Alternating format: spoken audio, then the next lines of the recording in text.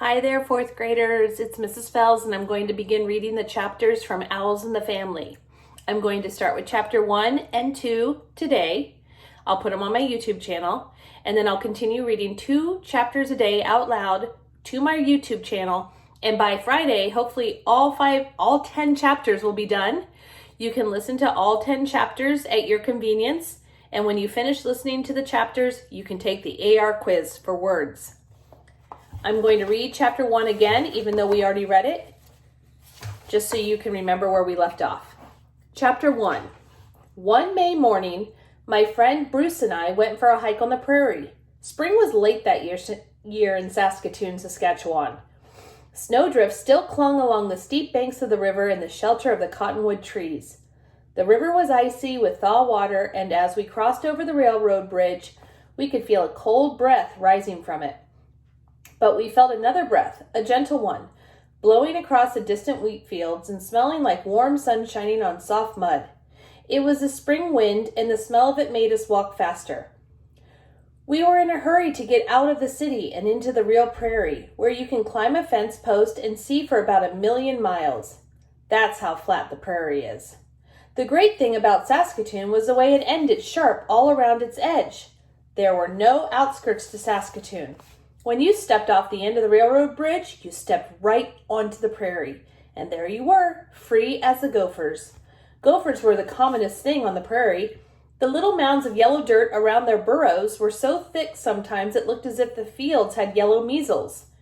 But this day, Bruce and I weren't interested in gophers. We were looking for an owl's nest. We had decided that we wanted some pet owls. And if you want pet owls, you have to find a nest and get the young ones out of it. We headed for the nearest of the clumps of the cottonwood trees that dot the prairies and which are called bluffs out of Saskatchewan. The ground was spongy under our sneakers and it squished when we hit a wet place. A big jackrabbit bounced right up under my feet and scared me so much I jumped almost as high as he did. And as we came near the bluff, 2 crows came zooming out of it and swooped down on us, clawing their heads off. Bluffs are funny places in the spring. The cottonwood trees shed a kind of white fluffy stuff that looks like snow. Sometimes it's so thick it comes right over the top of your sneakers and you get a queer feeling that you really are walking through snow, even though the sun on your back is making you sweat right through your shirt. We walked through this bluff, scuffing our feet in the cottonwood snow and stirring it up in clouds. We kept looking up, and after a while, sure enough, we saw a big mess of twigs high up in a poplar. "All right," Bruce said to the 2 crows which were swooping and hollering at us. "If you want me to snitch your eggs, I will." And with that, he handed me his haversack and began to shinny up the tree. It was an easy climb because cottonwood poplars always have lots of branches. When he got to the nest and looked into it, I yelled up at him, "Are there any eggs?" Bruce grinned, but he wouldn't answer. I could see him doing something with his free hand, the one he wasn't holding on with, and I knew there were eggs in there all right. I watched, and sure enough, he was popping them into his mouth so he could carry them down out of the tree. We always carried eggs down out of the trees that way. The only thing was, crows' eggs are pretty big, and if you have to stuff 3 or 4 of them into your mouth, it nearly chokes you. Bruce started to climb down, and when he got about 10 feet from the ground, he stepped on a rotten branch. Poplar branches are always rotten near the ground, and you have to watch out for them. I guess Bruce forgot. Anyway, the branch broke, and he slid the rest of the way and lit on his seat with a good, hard bump. And here is a picture of a jackrabbit and the 2 boys walking along the prairie looking for owl's eggs or an owl nest. All of the eggs had broken, and Bruce was spitting out shells and eggs all over the cottonwood snow. I got laughing so hard I couldn't even talk, and when Bruce got most of the eggs spit out, he came for me and tackled me. And we had a fight. It didn't last long because it was too hot to really fight. So Bruce ate a sardine sandwich to get the taste of crow's eggs out of his mouth, and then we started to cross the prairie again to search through the other bluffs until we found an owl's nest. I guess we searched about 100 bluffs that morning, but we never saw an owl. We were getting hungry by then, so we made a sort of nest for ourselves on the ground out of the poplar snow and branches. We curled up on it and opened our haversacks. Bruce had sandwiches and a lemon in his. He was the only boy I ever knew who liked to eat lemons. He said they were better than oranges any day of the week. I had a hard-boiled egg, and just for fun, I reached over and cracked the shell on Bruce's head. He yelled, and we had another fight, and he rolled all over his sardine sandwiches. We were just finishing up our lunch when a wood gopher came snuffling along through the cottonwood snow. Wood gophers are gray and have big bushy tails. This one came right up to us, and when I held out crust to him, he shuffled up and took it out of my hand. "He's got no sense," said Bruce. "You might have been a coyote, and then where'd he be out?"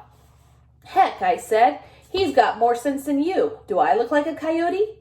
The gopher didn't say anything.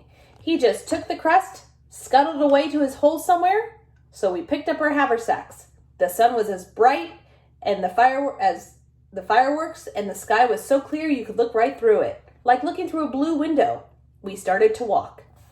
All of a sudden, Bruce stopped so fast that I bumped into him. "Looky," he said, and pointed to a bluff about a half a mile away. There must have been 1,000,000 crows around it. It looked as if the bluff was on fire and filling the sky with black smoke. That's how many crows there were.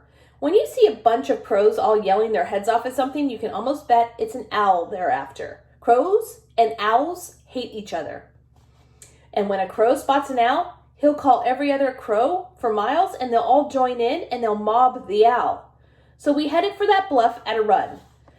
The crows saw us coming, but they were too excited to pay much attention. We were nearly deaf with their racket by the time we reached the edge of the trees. I was ahead of Bruce when I saw something big and slow go drifting out of one poplar into another. It was a great horned owl, the biggest kind of owl there is, and as soon as it flew, the whole lot of crows came swooping down on it, cawing like fury. I noticed they were careful not to get too close. Bruce and I started to hunt for the nest. After a while, the owl got more worried about us than about the crows, and away the owl went. He flew low over the fields, almost touching the ground. That way, the crows couldn't dive on him. If they tried it, they would shoot past him and they would crash into the dirt.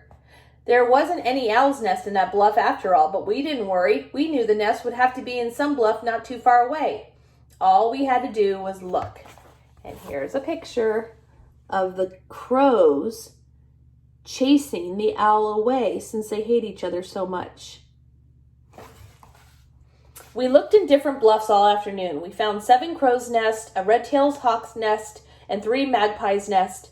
I tore the seat out of my trousers climbing to the hawk's nest, and we both got Russian thistles in our sneakers so we had sore feet. It got hotter and hotter, and we were so thirsty I could have eaten a lemon myself, except that Bruce didn't have any more. It was past supper time when we started back toward the railroad. By then we were pretending that we were a couple of Arabs lost in the desert. Our camels had died of thirst, and we were going to die too unless we found some water pretty soon.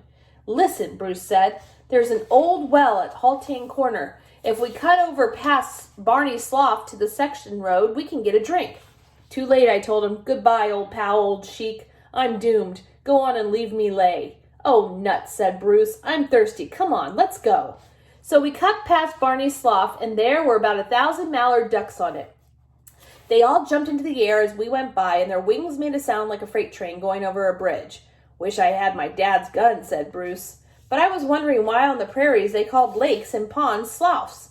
I didn't know why, but that's what they were called in Saskatoon. There was one big bluff between us and Haltane Corner. It was too far to go around it, so we walked right through it. Anyway, it was cooler in among the trees, and when we were about halfway through, I spotted a crow's nest in a big old cottonwood. "I bet it's empty," I said to Bruce, but in truth was that I just was too hot and too tired to climb any more trees. Bruce felt the same way, and we walked past, but I took one last look up at it, and there, sticking over the edge of the nest, was the biggest bunch of tail feathers you ever saw. My heart jumped right into my throat, and I grabbed Bruce by the shirt and pointed up. It was a great horned owl, all right. We kept as quiet as we could so as not to scare her, and then we looked around the bottom of the tree. There were bits of rabbits and gophers and lots of owl pellets. When owls catch something, they eat the whole thing, bones and fur and all. Then, after a while, they burp and spit out the ball of hair and bones. That's called an owl pellet. "By gang, we found it," Bruce whispered. "I found it," I said. "Okay," said Bruce, "you found it then. So how about you climbing up and seeing how many young ones are in it?"